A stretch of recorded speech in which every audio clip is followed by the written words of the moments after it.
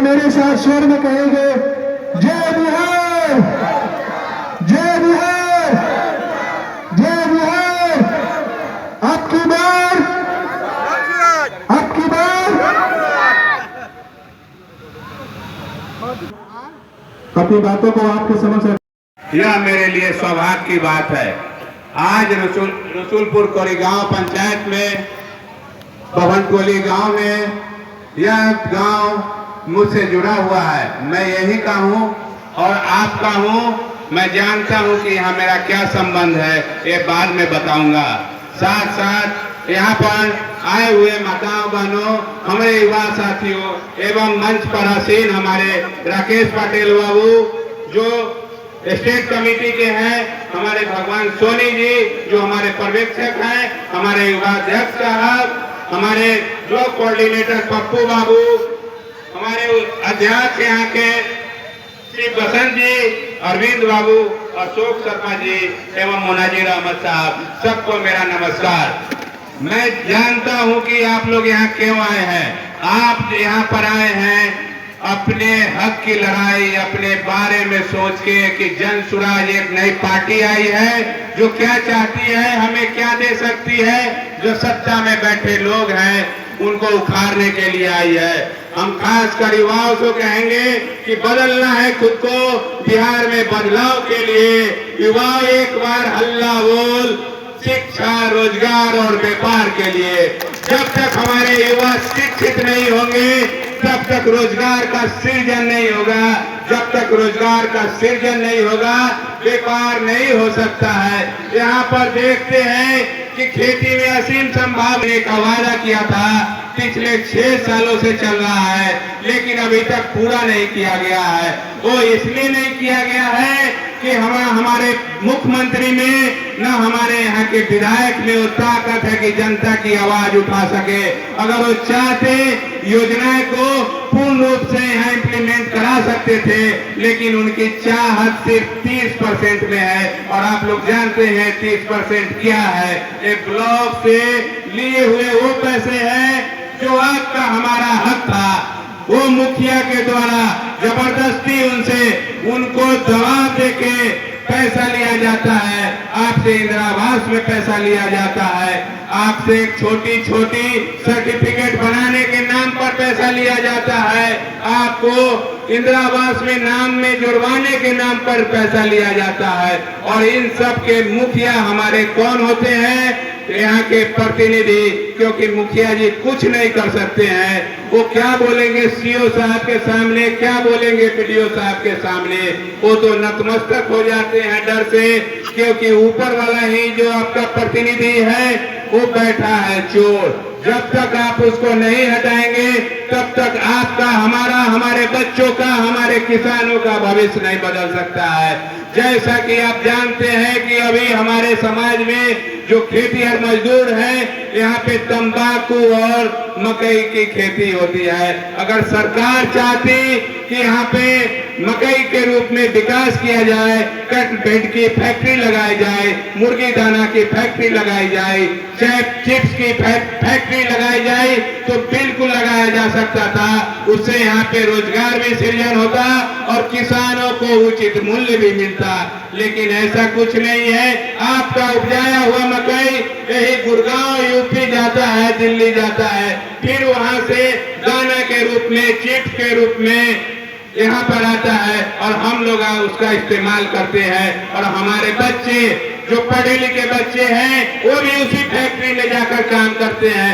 कहने का मतलब कि रॉ मटेरियल हमारा ही संसाधन, हमारा ही मजदूर, और हम वहां जाके मजदूरी करते हैं।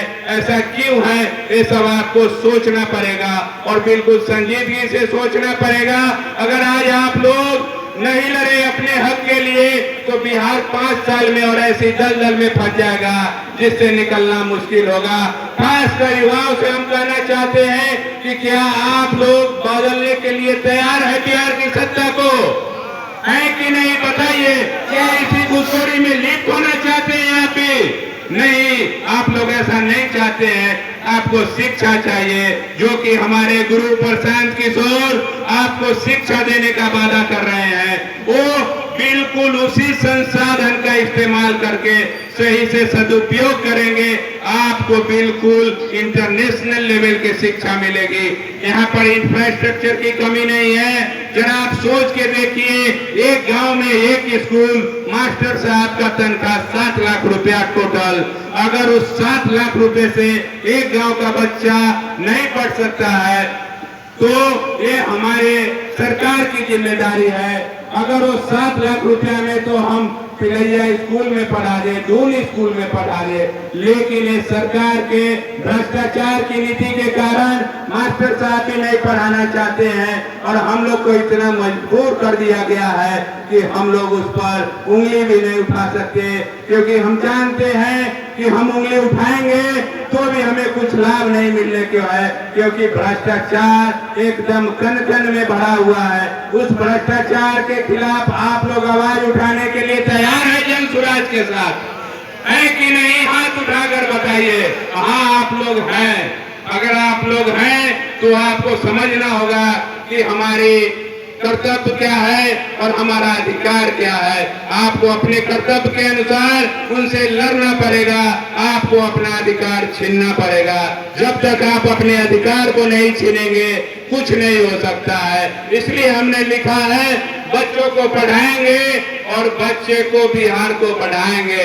जब तक हम बच्चे को नहीं शिक्षित करेंगे तब तक हमारा बिहार नहीं बढ़ सकता है। जैसा कि हम जानते हैं, अंधेरा कोई समस्या नहीं है, समस्या है तो सिर्फ उजाले की, और उजाला क्या है? शिक्षा है। जब तक हम शिक्षित हो जाएंगे तो बिल्कुल हमें रोजगार मिलेगा, हमें जीवन जीने का सोच मिलेगा। हम कैसे पैसे को खर्च कर सकते हैं, कैसे अपने पैसे का सदुपयोग कर सकते हैं, कैसे हम रोजगार सृजन कर सकते हैं, कैसे फैक्ट्री लग सकती है। अभी तक तो हमारी सोच सिर्फ 10 और 12 हजार रुपए की है।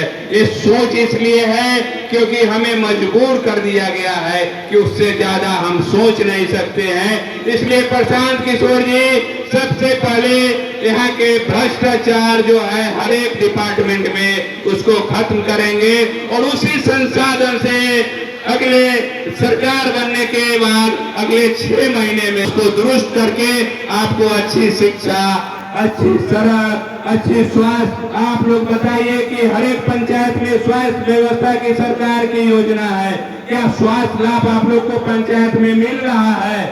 नहीं मिल रहा होगा। और वो दवा के नाम पर, डॉक्टर के नाम पर हमारा आपका पैसा लूटा जा रहा है और बिल्कुल हम लोग के हक को मारा जा रहा है, हम लोग को जान पे खतरा है। लेकिन हमारी सरकार सोई हुई है। अगर उसी पैसे का, अगर आपका विधायक सही होता, यहाँ का प्रतिनिधि सही होता तो सही ढंग से इम्प्लीमेंट करा सकता था, लेकिन उस भ्रष्टाचार में वो भी लिप्त है। उनको भी 2% चाहिए। सड़क का मेंटेनेंस है उसमें भी 0.25% चाहिए और वो अपने झोली में भरे हुए हैं। अगर आपको मेरा बात गलत लगता होगा तो आप अपने पीछे सोच के खुद से देखिए कि आपसे किस तरह से किस किस रूप में पैसा ऐंठा जाता है और आपको दिया क्या जाता है। इसलिए अब बिहार में न वंशवाद बढ़ेगा, न लाठी का चोट होगा, न गुजराती का दंश होगा। अब से बिहार में जन सुराज का सरकार होगा जो आपकी बात करेगी, सिर्फ युवाओं की बात करेगी। हम युवा शक्ति को जानते हैं। हमारे युवा देख लीजिए, ये अपना सब कुछ त्याग कर जन सुराज हमारे गुरु प्रशांत के पीछे पड़े हैं। क्यों पड़े हैं? क्योंकि हम जानते हैं प्रशांत ने जो देश दुनिया में देखा है वो हमारे बिहार में करेंगे। जो हलवाई जो बनाएगा वही हमें परोसने की कोशिश करेगा।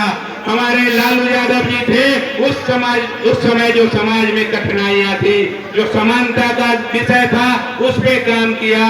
नीतीश बाबू भी है तो कुछ काम किए, लेकिन उन्होंने क्या किया कि इंडस्ट्रियल ग्रोथ में पीछे रह गए। युवाओं को पढ़ाने में पीछे रह गए, जिससे हमारा बिहार पिछड़ता चला गया। तो सबसे पहले हमारे प्रशांत जी यहाँ पे रोजगार सृजन करेंगे और उनका जो योजना है 5 योजना, वो हमें एक पारिवारिक लाभ के रूप में 20,000 रुपया प्रति माह मिलेगा, जिसको हम बताते हैं क्रमबद्ध तरीके से। अगर हम युवाओं का पलायन बंद करते हैं, वो घर में रह के उनको अगर हम 12-15 हजार रुपए के पे रहते हैं, खाते पीते हैं, उसमें 4,000 रुपए की मंथली बचत होगी उनको, जो आपके उनके परिवार में जाएगा। उसके बाद बुजुर्गों का पेंशन, आपने सुना होगा कि पहले 20 सालों में 400 रुपया पेंशन मिलता था। जब हमारे प्रशांत जी ने ऐलान किया, उन्होंने समझाया कि किस तरह से हम 2,000 रुपया देंगे, तो नीतीश बाबू ने आनंद फानन में 1100 कर दिया। मैं नीतीश बाबू से पूछना चाहता हूँ कि भैया ये आपका घर का अनाज नहीं है कि आज 1 किलो चावल बना लेंगे, कल 2 किलो चावल बना लेंगे। अगर आपकी नीयत होती तो मार्च में जब बजट पेश हुआ था, तो उस समय आप वेलफेयर फंड में घोषणा करते, उतना पैसा रखते कि इतने पैसे हमारे वेलफेयर फंड में जाएगा, हमारे बुजुर्गों को जाएगा। लेकिन ऐसी क्या जरूरत आ पड़ी जो आप 400 से 1100 कर दिए? ये एक विपक्ष, मजबूत विपक्ष के कारण हुआ है। हमारे जो विपक्ष थे वो इस बात को नहीं चर्चा करते थे राजद वाले, लेकिन प्रशांत किशोर जी ने इसकी चर्चा की और आपको यह लाभ मिल रहा है। तो कम यहाँ हो गया 1,000 रुपए, टोटल 5 रुपए आपको लाभ के रूप में मिलेगा जब हमारी सरकार आएगी। उसके बाद महिलाओं का सस्ता ऋण, जैसा कि हम जानते हैं कि रिजर्व बैंक की एक पॉलिसी होती है, किसी भी देश की एक पॉलिसी होती है कि जितना पैसा जहाँ पे जमा हो रहा है वहीं पर उसका 70% पैसा खर्च किया जाएगा। लेकिन मोदी युग में हमारे बिहार का पैसा हमारे चाचा जी गुजरात भेजने का काम कर रहे हैं। वो क्यों कर रहे हैं?